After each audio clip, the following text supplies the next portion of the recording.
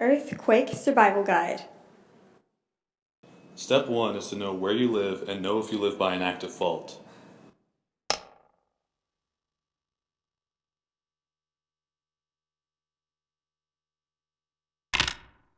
It appears I live by an active fault. Step 2. Secure loose items in your home. Step 3 is to make sure your home can withstand an earthquake.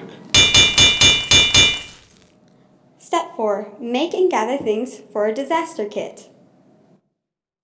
Step 5. Have an escape plan.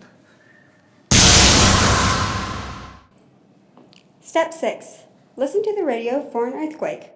The earthquake is estimated to be at 12.9 on the Richter scale. Step 7.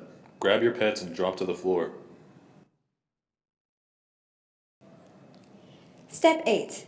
Take cover under something sturdy and hold on tight. Step 9. After the earthquake has passed, evaluate the damage.